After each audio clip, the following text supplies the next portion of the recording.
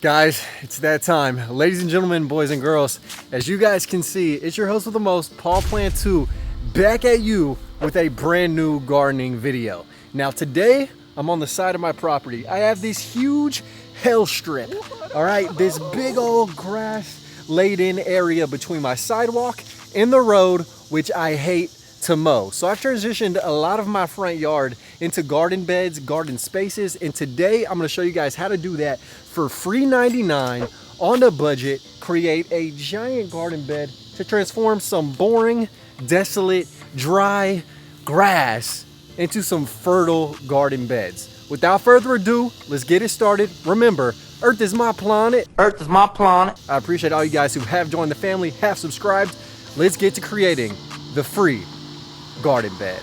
All right guys, so step one when creating new beds is to have a design or outline in mind. All right, so what I do to create my outline, as you see with the curves, is I usually use extension cords, but in this case, I'm gonna use the trusty mower to create all my edges in my snake-like design in this area.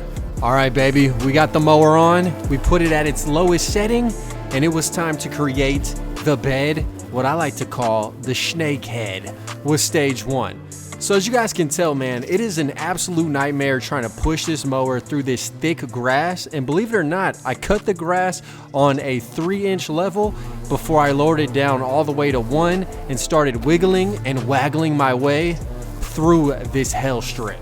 Now, as you guys can see, I'm coming around the curve, and my main mission was to have this snake-like design be symmetrical, so I worked my hardest and my best to match each and every curve and have it look beautiful. Woo, it's hot, man. It is hot.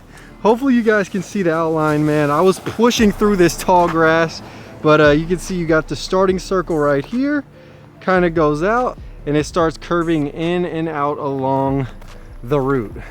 It is kind of hard to tell because it's partially shaded right now, but it is pretty damn obvious when you guys are here in the flesh, live in person. But yeah, dude, I mean, you clearly have the taller area and the shorter area. And now that I have the areas differentiated, because that's a word now, I'm gonna go ahead and actually sheet mulch to kill all of the grass and to start fertilizing the soil. So the next step is, of course, to get some cardboard. And all right guys, here we are where I get all of my cardboard from, the recycling center, obviously. Now when I pulled up, it did look like some of these bins were empty, but they are completely full of tons and tons of cardboard. So I'm gonna go in here, I'm gonna grab a bunch of slabs, throw them in the van, and get it.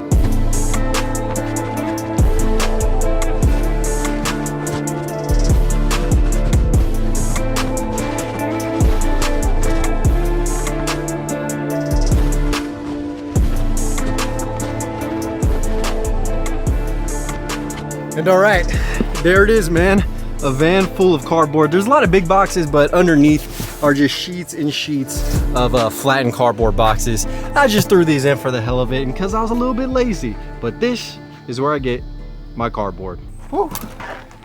And all right, guys, so we're back right now, and it's time to start laying down the cardboard on the snake design. Now, one thing you have to do is take off all the tape, which is the most annoying part, but I don't want plastic in my garden beds. So without further ado, let's unload and start to laying down cardboard on my snake. Bruh, I look like a kid in a candy store with this cardboard, like I'm about to build a fort or something.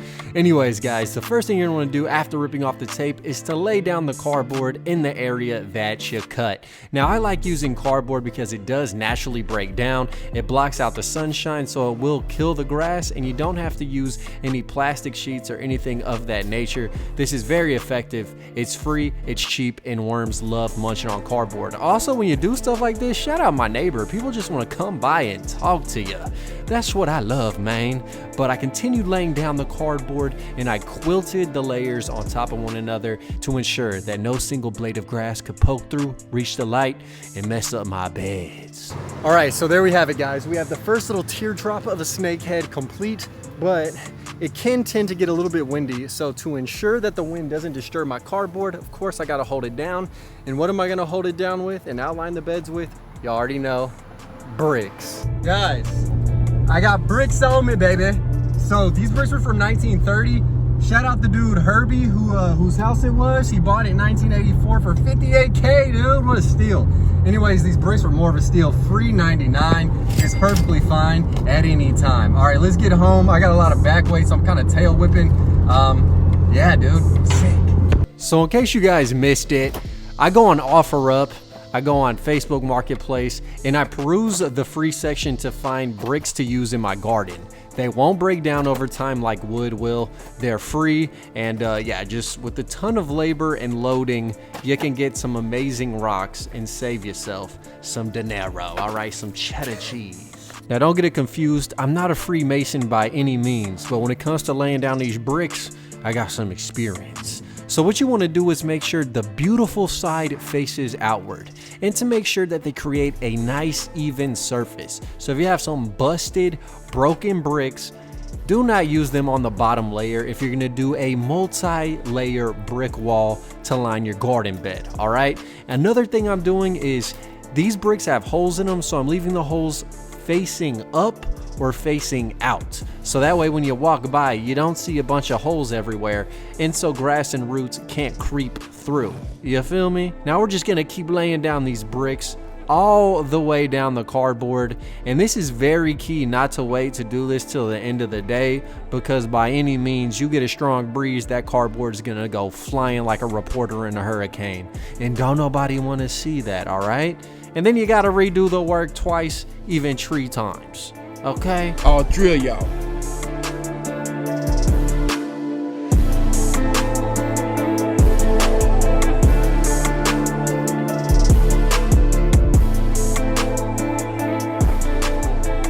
all right, good morning, good morning. It's day 2, guys, and we have made a fair amount of progress with the beds. We've actually only gotten halfway through this process. I'm running extremely low on cardboard. I'm running semi-low on bricks, and I still have like 2 layers of bricks to go. This is crazy, but we're gonna continue where we left off and try and finish off the latter half of the area down yonder. So let's continue building these beds, baby.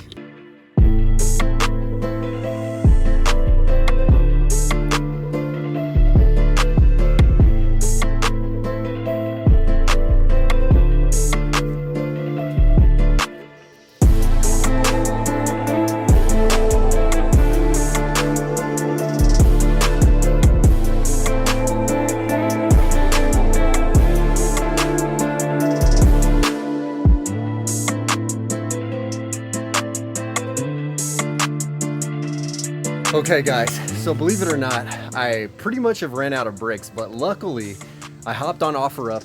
I found a house nearby mine with a ton of bricks. This guy knocked down his chimney, and dude, there's just a ton of bricks, so now I can easily double up my area, and I'm just having to load them all into the van once again. But that pretty much is the process. I mean, if it's free, you can't be mad at it.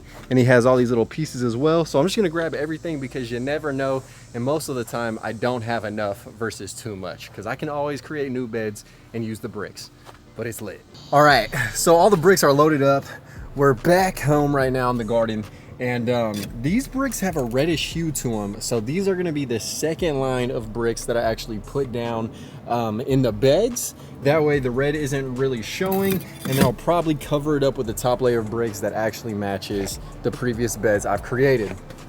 So without further ado, let's get to putting down all these damn bricks. All right, now these bricks had a ton of concrete inside of them. You kind of get what you pay for, but what I had to do was beat off, some of the concrete in order to lay the bricks down and have them a nice sturdy structure. And yeah, I like doubling the layer of bricks because it makes the wall thicker, more durable, and able to withstand rains and maybe a squirrel or two hopping on the brick wall. Now again, the red hue is going to be covered up by all the mulch I lay down and by the plants once they start growing, so it doesn't really matter the color of the bottom row of bricks. Just make sure it creates an even surface on the top for your next layer.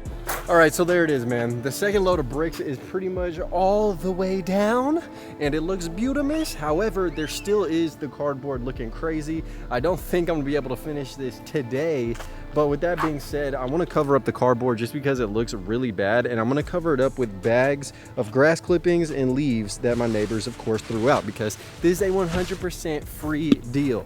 Now in the meantime, I'm going to cover up all these little sections and little slivers where grass can emerge between the cardboard with a bunch of paper, like moving paper. I'm going to like triple, quadruple layer it over these little gaps, and then chunk on the clippings. All right, so that's what we're gonna do right now.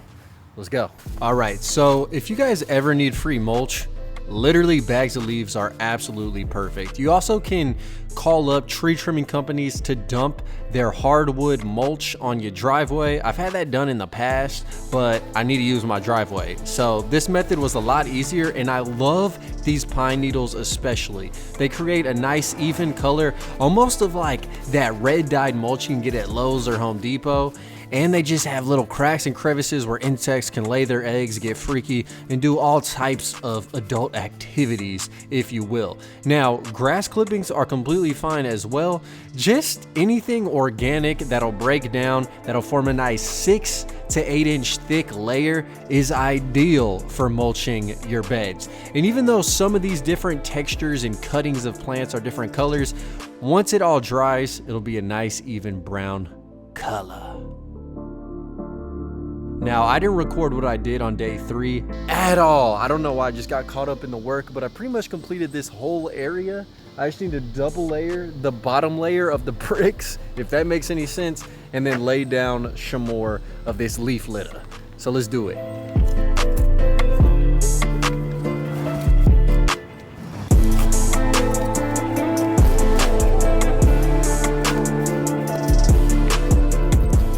All right, now came the cool part, and that was double layering the bricks. So I finally got to use all these scraggle tooth bricks with mortar sticking out on the top layer.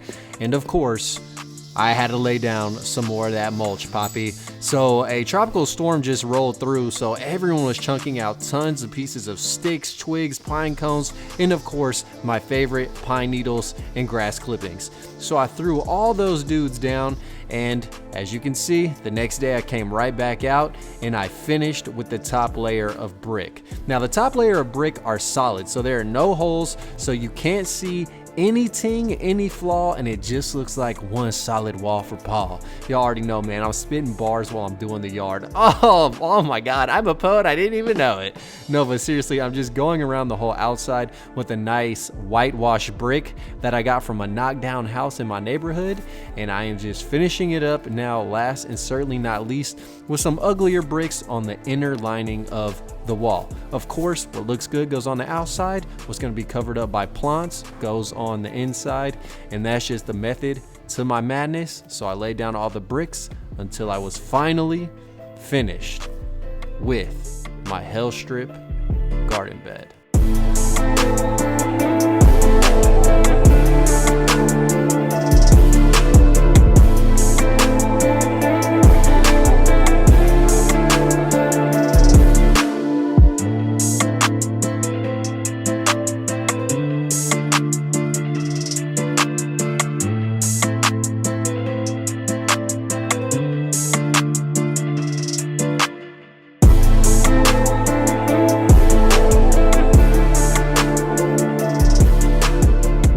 Alrighty guys, there we have it, man.